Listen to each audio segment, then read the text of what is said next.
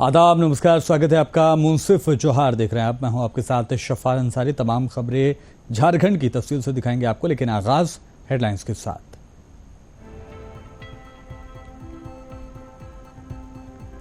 जामताड़ा माधोपुर में अमित शाह ने की चुनावी जनसभा। सीता सोरेन को भारी मतों से विजय बनाने की अपील।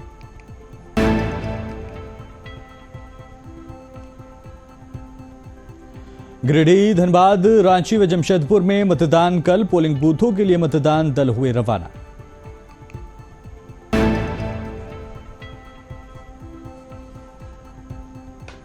आदर्श आचार संहिता उल्लंघन को इलेक्शन कमीशन सख्त। इरफान और सेल को चुनाव आयोग ने चिताया।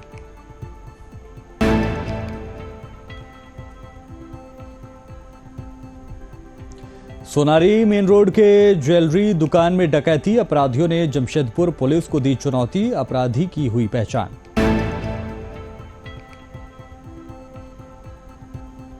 साहिबगंज कारा में कैदी की मौत के बाद हंगामा। परिजनों ने जेल प्रशासन पर लगाया इल्जाम।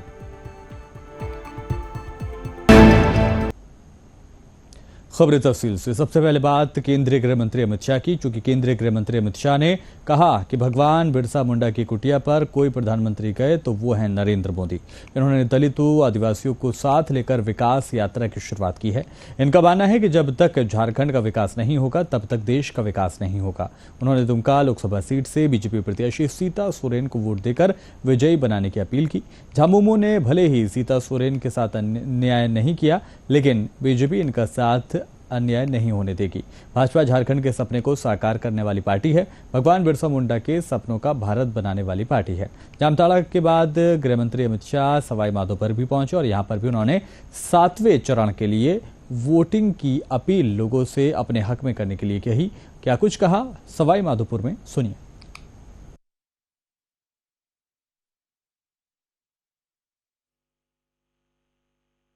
मैं पूरे देश में पूर्व, पश्चिम, उत्तर, दक्षिण जहां जहां जाता हूं एक ही नाम आता है, मोदी मोदी मोदी मोदी मोदी मोदी।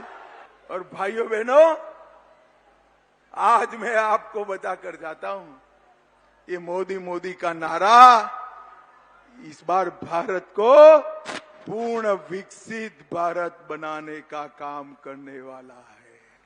ये मोदी मोदी का नारा भारत को आत्मनिर्भर बनाने वाला है।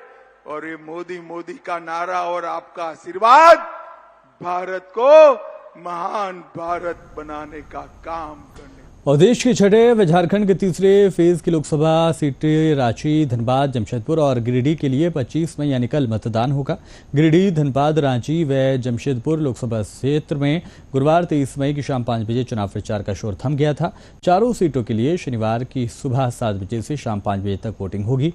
इस फेज में कुल 82,16,506 वोटर्स अपने वोट का इस्तेमाल करेंगे। सबसे ज्यादा 22,85,237 मतदाता धनबाद लोकसभा क्षेत्र में हैं। वहीं रांची में 21,97,331, जमशेदपुर में 18,69,278 और गिरिडीह में 18,64,660 मतदाता अपने मताधिकार का इस्तेमाल करेंगे। मतदान के लिए धनबाद में 2,539, रांची में 2,377, गिरिडीह में 2,160 और जमशेदपुर में 1,887 बूथ बनाए गए हैं। रांची लोकसभा के अंतर्गत रांची जिले में 5 विधानसभा आते हैं। रांची विधानसभा, खिजरी विधानसभा, कांके विधानसभा, सिल्ली विधानसभा तथा हटिया विधानसभा। इन 5 विधानसभाओं में कुल मिला के 2000 से अधिक पोलिंग स्टेशन हैं और इन सभी पोलिंग स्टेशन के सभी पोलिंग पर्सनल्स आज यहाँ फुटबॉल ग्राउंड से सभी सामग्रियाँ तथा EVM मशीन कलेक्ट कर रहे हैं और अपने निर्धारित वाहन में बैठकर अपने सेक्टर ऑफिसर के नेतृत्व में अपने अपने बूथ की तरफ प्रस्थान कर रहे हैं। कल सुबह 6 बजे मॉक पोल की प्रक्रिया प्रारंभ होगी और 7 बजे एक्चुअल पोल प्रारंभ होगा, जो कि शाम 5 बजे तक चलेगा। मुख्य निर्वाचन पदाधिकारी झारखंड के रवि कुमार ने आज दुमका जिले के शहरी क्षेत्र में अवस्थित 2 मतदान केंद्र भवनों के विभिन्न मतदान केंद्रों का निरीक्षण किया। उन्होंने आदर्श मध्य विद्यालय गांधीनगर और राजकीय केंद्रीय बालिका मध्य विद्यालय दुमका का निरीक्षण कर मतदान संबंधी की गई तैयारियों का जायजा लिया। उन्होंने मतदान को लेकर मतदान केंद्रों की तैयारियों की मामूली कमियों को जल्दी ही दूर करने के निर्देश भी दिए। उन्होंने कहा कि शांतिपूर्ण चुनाव को लेकर तैयारी की गई है, मतदान प्रतिशत बेहतर हो इसके लिए भी कई तरह की कोशिशें की गई हैं।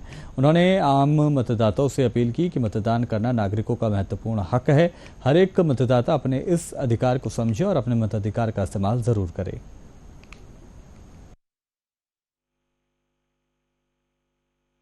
सदन का पार्लियामेंट्री कॉन्स्टिट्यूंसी है, उसका प्रिपरेशन देखने के लिए आया उसमें।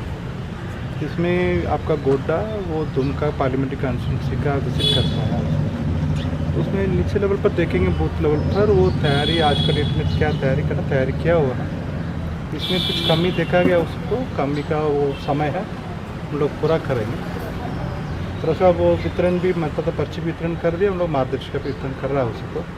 BLO का अपने वोटर के बारे में पूरा जानकारी वो कर रखा। अभी बाकी लॉ एंड ऑर्डर सब देखेंगे, मतलब यहाँ पर वो शांतिपूर्ण मतदान करने के लिए पूरा तैयार किया। इधर रांची में अपर मुख्य निर्वाचन पदाधिकारी झारखंड डॉक्टर नेहा अरोड़ा ने कहा कि छठे फेज के मतदान की तैयारी पूरी हो चुकी है, सभी बूथ व्यवस्थित किए जा चुके हैं। बारिश की आशंका को देखते हुए मतदान कर्मियों को जल्द ही मतदान केंद्रों तक पहुंचने का निर्देश भी दिया गया है। उन्होंने हर मतदाता से मतदान की अपील करते हुए कहा कि मतदाताओं को सुविधाजनक ढंग से मतदान केंद्र जाकर मतदान करने के लिए तमाम उपाय किए गए हैं। शहरी क्षेत्रों के सभी नगर निकायों, रेजिडेंट वेलफेयर एसोसिएशनों और वोटर अवेयरनेस फोरमों को सभी मतदाताओं से संपर्क करने के लिए भी कहा गया है ताकि कोई मतदाता नहीं छूटे। इस फेज में 4 संसदीय निर्वाचन क्षेत्रों गिरिडीह, धनबाद, रांची और जमशेदपुर में कुल 82,16,506 मतदाता हैं।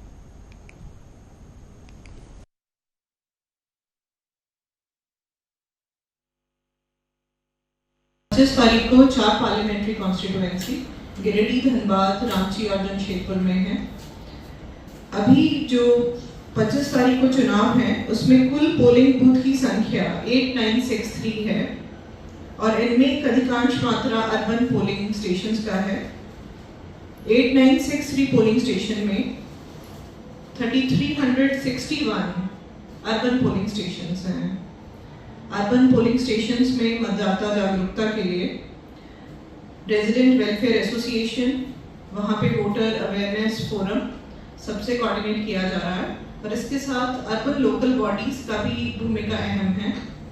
कुल 1767 रेजिडेंट वेलफेयर एसोसिएशंस के साथ संपर्क कर सभी गेटेड कम्युनिटी से लोग निर्वाचन में पार्टिसिपेट करें, इसके लिए अनुरोध किया गया है।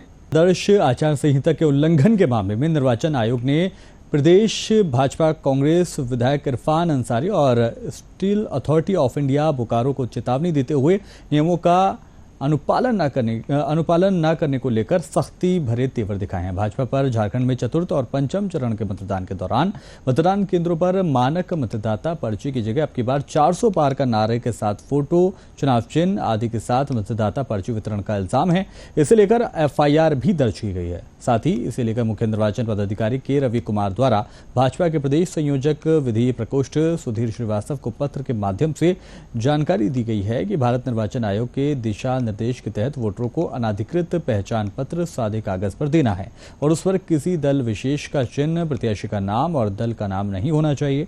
इस दिशा निर्देश को पार्टी के सभी पदाधिकारियों, कार्यकर्ताओं को अवगत कराते हुए उसका अनुपालन सुनिश्चित कराने के लिए भी कहा गया है।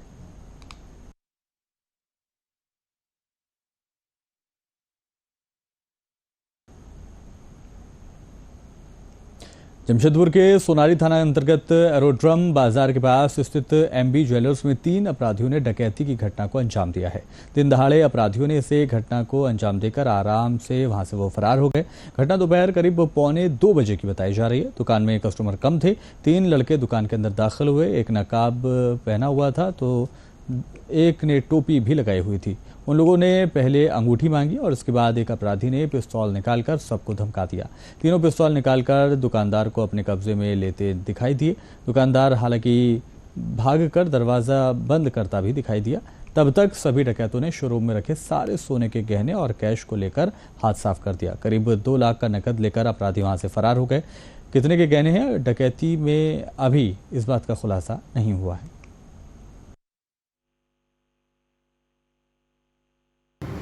मामला 3 आदमी बंदूक लेकर घुसा है, बंदूक दिखा के लूटने आया था। पूरा काउंटर का सामने का सामान बंदूक तीनों जन के पास था। बंदूक दिखाया, डर के मारे हम नहीं थे, हमारा दूसरे दुकान में थे। मेरे को फोन आया, तब तक कितना का सामान सर गया होगा? करीब 1-1.25 किलो पीस लगभग सामान था पूरा। कुछ तो ड्रेस ही ले गया, कुछ ट्रे खाली कर लिया। क्या क्या ले गया है सोना में? चेन, अंगूठी, कैश भी 1.5-2 लाख रुपये। जमशेदपुर के कदमा थाना अंतर्गत कदमा बाजार स्थित शराब दुकान के पास आदित्यपुर के बदमाश भोलू कुमार की दिन दहाड़े हत्या कर दी गई। घटना को उस वक्त अंजाम दिया गया जब भोलू अपने दोस्तों के साथ शराब पी रहा था। इधर घटना को अंजाम देने के बाद हत्यारे मौके से फरार हो गए। घटना की जानकारी भोलू के परिजनों को भी दी गई है। सूचना पाकर भोलू के परिजन मौके पर पहुंचे और भोलू को लेकर TMH पहुंचे थे, जहां जांच के बाद डॉक्टरों ने उसे मृत करार कर दिया। भोलू आदित्यपुर के रामड़ैया बस्ती का रहने वाला था। वो 4 दिनों से पहले ही जेल से छूटकर बाहर आया था। इधर सूचना पाकर कदमा पुलिस घटनास्थल पर पहुंची और जांच में जुट गई है। घटनास्थल के आसपास के लोग कुछ भी बताने से इनकार कर रहे हैं। वहीं भोलू भाजपा नेता गणेश महाली का भी करीबी बताया जा रहा है। जहाँ DMM का कार्यालय के सामने इस तरह का घटना घटा है। जैसा लोग सुनने को मिला कि आपका भोलू को कोई गोली मार दिया है, तो थाना को सूचना दिया। थाना को उसके पर से हम लोग घटनास्थल पर पहुँचा तो देख रहे कि आपका लहूलुहान में जमीन से गिरा हुआ। थाना वाला उसको अपना गाड़ी में उठा के डायरेक्ट उसको DMH लेके हम लोग साथ DMH जैसे घर आए तो फोन आया कि ऐसे सब बात है DMH। तो हम DMH क्या पता क्या चल रही है? गोली मारा है नहीं, अभी तो कोई डिसाइड नहीं। इधर साहिबगंज मंडल कारा में एक विचाराधीन कैदी की मौत के बाद जमकर हंगामा देखने को मिल रहा है। मृतक के परिजनों ने जेल प्रशासन पर लापरवाही का इल्जाम लगाते हुए न्यायिक जांच की मांग की है। वहीं सदर अस्पताल के चिकित्सक डॉक्टर तबरेज आलम के अनुसार कैदी को जब अस्पताल लाया गया तब तक उसकी मौत हो चुकी थी। सभी तरह की जांच के बाद ही कैदी को मृत घोषित किया गया। पहली नजर में ये एक स्वाभाविक मौत लग रही है, लेकिन पोस्टमार्टम के बाद ही मृत्यु की सही वजह साफ हो पाएगी। बता दें कि मंडल कारा में बंद असलम अंसारी उर्फ भोलू को पिछले साल 2023 में साहिबगंज में हुई रामनवमी दंगा मामले में नगर थाना पुलिस लगातार आत्मसमर्पण करने का दबाव बना रही थी। इसके बाद भोलू अंसारी ने 9 मई 2024 को साहिबगंज न्यायालय में सरेंडर कर दिया था। इंसाफ चाहते हैं साहब, इंसाफ चाहते हैं। छोटा बच्चा से हमारा पति के जांच कीजिए साहब। ये कोई मेरे समय में तो नहीं, मेरे जो साथ में पहले डॉक्टर थे उनका ही टाइम का आया हुआ है जी। तो उसमें जहाँ की सुनने में आ रहा है कि डेड बॉडी पहले से आई हुई थी। वो डेड बॉडी हम लोग ब्रॉड डेथ होता है वो डिक्लेयर कर दिया गया है जी। ये कहाँ से डेड बॉडी आई थी? ये जहाँ तक जेल से लेके आया गया था। अच्छा, तो अब आगे का भवनाथपुर प्रखंड में इन दिनों बिचौलिया और मनरेगा कर्मियों की मिलीभगत से मनरेगा योजना के नियमों की धज्जियां उड़ाई जा रही हैं। सरकार के द्वारा कार्रवाई करने का खौफ एकदम नहीं दिखाई दे रहा। कुआं खोदने से पहले भुगतान हो जाना, फर्जी मजदूर दिखाकर पैसे लेना या अन्य कामों को लेकर मनरेगा योजना में बड़े पैमाने पर गड़बड़ी सामने आ रही है। वक्त वक्त पर जांच के दौरान जांचकर्ताओं को मैनेज कर दिया जाता है।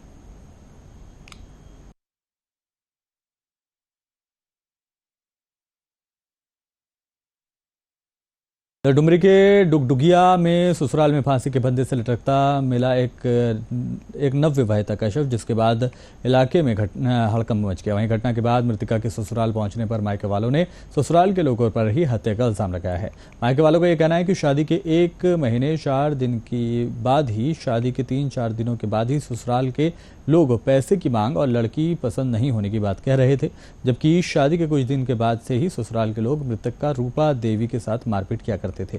इसको लेकर मायके वालों ने ससुराल के लोगों पर हत्या कर शव को फांसी के फंदे से लटकाने का इल्जाम भी लगाया है।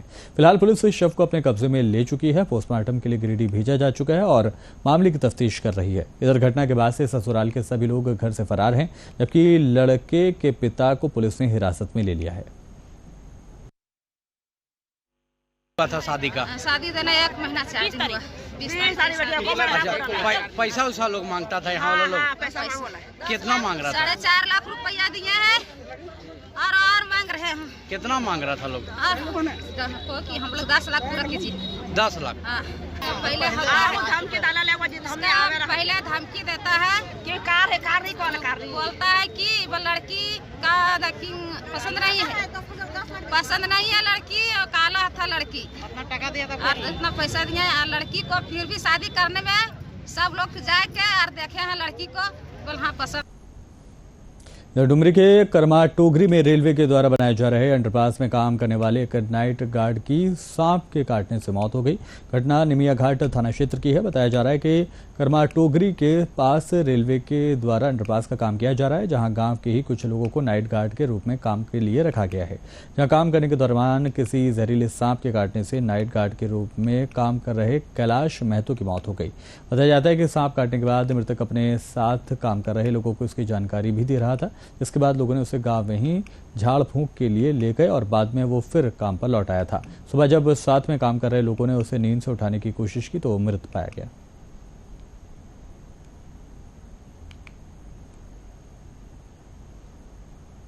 भारतीय जनता पार्टी के राष्ट्रीय अध्यक्ष जेपी नड्डा आज उत्तर प्रदेश में चुनाव प्रचार कर रहे हैं। भाजपा ने राष्ट्रीय अध्यक्ष जेपी नड्डा के आज चुनावी दौरों का प्रोग्राम लगातार देखने को मिला। उन्होंने खुद इस बात की जानकारी एक्स पर भी साझा की थी।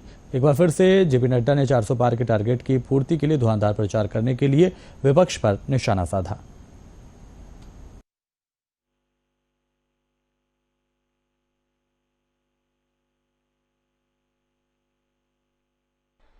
गांव, गरीब, वंचित, पीड़ित, शोषित, दलित, युवा, किसान, महिला, इनको अगर ताकत मिली है तो मोदी जी के कार्यक्रमों के कारण ताकत मिली, मोदी जी के कारण ताकत मिली। मेरे पहले सब लोगों ने बताया होगा। बताओ, आपके गांव में पक्की सड़क पहुंच रही है कि नहीं पहुंच रही है? पहुंची है कि नहीं पहुंची है? सड़कों का काम चल रहा है कि नहीं चल रहा है? हाईवे बन रहे हैं कि नहीं बन रहे हैं? बन रहे। जरा जोर से बोलो भैया, काम हुआ है कि नहीं हुआ है? हुआ है कि नहीं हुआ है?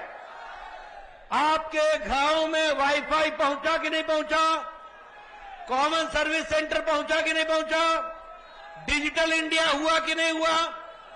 आज 2 लाख गांव में ऑप्टिकल फाइबर बिछाया गया, 2 लाख पंचायतों में, और 2 लाख गांव में कॉमन सर्विस सेंटर खोला गया।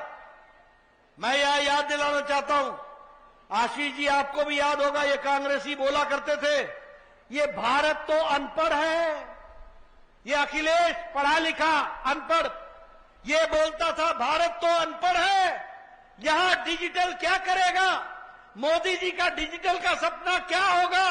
बोलते थे अखिलेश, के नहीं बोलते थे? बताओ, बोलते थे कि नहीं बोलते थे? यहां डिजिटल क्या करेगा उनको मालूम नहीं था, मोदी जी को मालूम था भारत का सामर्थ्य। तमाम खबरों के साथ फिलहाल मुंसिफ जौहर में इतना ही।